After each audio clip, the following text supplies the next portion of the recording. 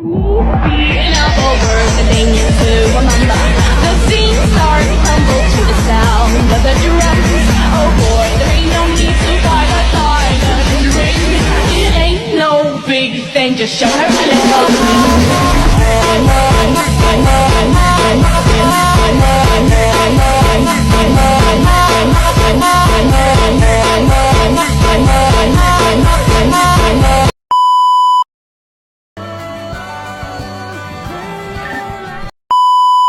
Assalamualaikum warahmatullahi wabarakatuh. Saya Miftahul Jana dari kelompok 7.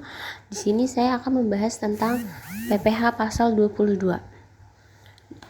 Apa sih PPh pasal 22? Ya, PPh pasal 22 adalah pajak penghasilan yang pemungutannya dilakukan oleh bendahara atau badan usaha tertentu, baik milik pemerintah maupun swasta yang melakukan kegiatan ekspor dan impor, serta reimpor maupun kegiatan usaha lainnya. Objek PPh pasal 22. Berdasarkan Peraturan Menteri Keuangan PMK nomor 34 PMK 010 2017 tentang pemungutan pajak penghasilan pasal 22, sehubung dengan pembayaran atas penyerahan barang dan kegiatan di bidang import atau kegiatan usaha bidang lainnya. Objek PPh pasal 22 diantaranya itu ada import barang dan ekspor. Kegiatan import dan ekspor barang dilakukan eksportir atas barang atau komoditas. Itu ada beberapa. Contohnya ada tambang batu bara, mineral logam, mineral bukan logam. Yang kedua itu ada pembelian barang. Poinnya itu ada oleh bendahara pemerintah dan KPA. Pasal 22 dipungut pada pembelian barang oleh bendahara pemerintah dan kuasa pengguna anggaran KPA. Kalau untuk BUMN itu ada pembelian barang untuk BUMN, badan usaha milik negara, juga dikenakan pasal PPh 22 untuk keperluan usaha. Yang ketiga itu ada penjualan hasil produksi. PPh pasal 22 dipungut atas penjualan hasil produksi kepada distributor dalam bidang industri tersebut. Contohnya tuh ada industri semen, industri kertas, industri baja, industri otomotif, dan industri farmasi. Yang poin keempat ada penjualan kendaraan bermotor.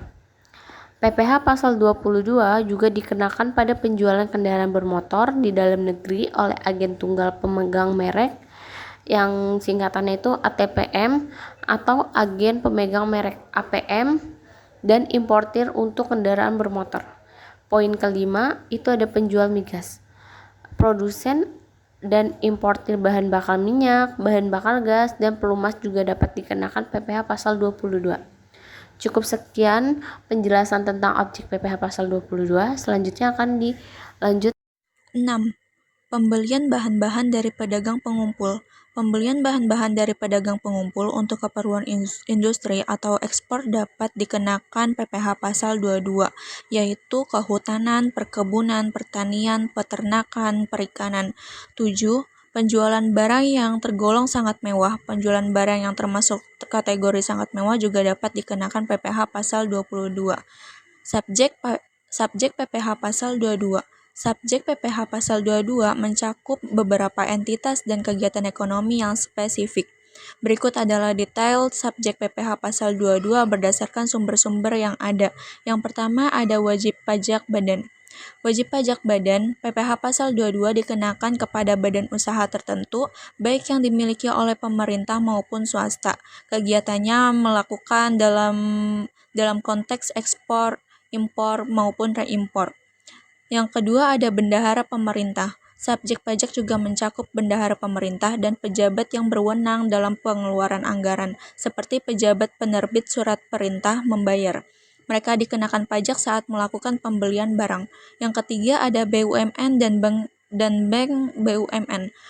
Badan usaha milik negara tertentu dan bank-bank yang dimiliki oleh negara juga termasuk dalam subjek PPh pasal 22, terutama saat mereka melakukan pembelian barang dan bahan untuk kegiatan usaha. Yang ketiga ada pihak lain dalam pengadaan. Dalam beberapa kasus, pihak lain yang terlibat dalam sistem pengadaan barang juga dapat dikenakan PPh pasal 22, terutama jika mereka melakukan pemungutan pajak atas transaksi yang dilakukan. Tarif PPh Pasal 22. 1. Atas import. Yang menggunakan angka pengenal importir atau API dikenakan tarifnya 2,5% dikali nilai import. Yang kedua ada non-API yang dikenakan tarifnya 7,5% dikali nilai import. Yang ketiga ada yang tidak dikuasai dikenakan tarifnya 7,5% dikali harga jual lelang. 2. Atas pembelian barang yang dilakukan oleh DJPB, Bendahara Pemerintah, BUMN atau BUMD yang dikenakan tarifnya 1,5% dikali harga pembelian atau tidak termasuk PPN dan tidak final. 3. Atas penjualan hasil produksi, yaitu ada kertas yang dikenakan tarifnya 0,1% dikali DPP, PPN atau tidak final. Yang kedua ada semen yang dikenakan tarifnya 0,25% dikali DPP, PPN atau tidak final. Yang ketiga ada baja yang dikenakan tarifnya 0,3% dikali DPP, PPN atau tidak final. Yang keempat ada otomotif yang dikenakan tarifnya 0,45% dikali DPP, PPN atau tidak final. Masuk ke contoh perhitungan PPh pasal 22. Kita buat contoh soal, yaitu PTX adalah importir gandum yang melakukan impor dengan rincian sebagai berikut. Yang pertama ada nilai CIF sebesar 10.000. Yang kedua ada nilai kursnya yaitu sebesar 15.000 dan biaya masuknya 20%.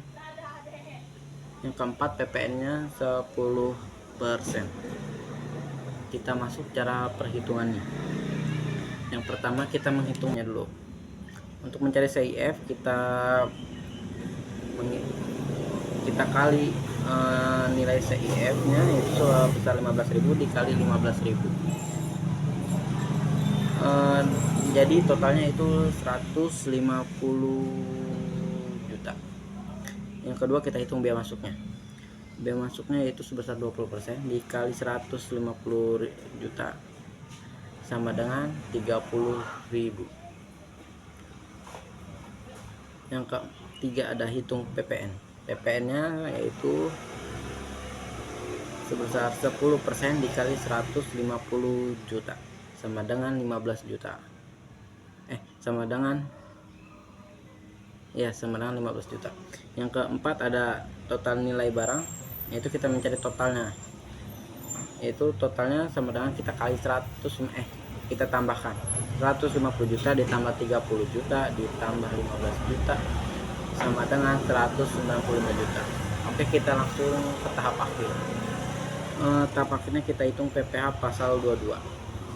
PPh pasal 22 saya itu sama dengan 2,5% dikali 195 juta, yaitu menjadi 475 juta. Kita masuk contoh kedua tentang pembelian barang oleh UMKM. Pauline adalah UMKM yang membeli kayu dari pedagang pengumpul dengan rincian sebagai berikut, yaitu harga pembelian 15 juta. Ya, langkah-langkahnya kita hitung PPh pasal 22 yaitu 1,5% untuk tarif atas pembelian tersebut, itu sama dengan 1,5% dikali 15 juta sama dengan 25.000. Oke, kita lanjut kesimpulan pada PPh pasal 22 yaitu adalah pajak penghasilan yang dikenakan atas transaksi impor, penjualan barang tertentu dan pengadaan oleh instansi pemerintah dengan tarif yang bervariasi tergantung jenis barang dan status wajib pajak serta perbedaan tarif bagi yang memiliki NPWP dan yang tidak. Yaitu memahami ketentuan ini membantu wajib pajak memenuhi kewajiban perpajakan dan menghindari sanksi. Sekian.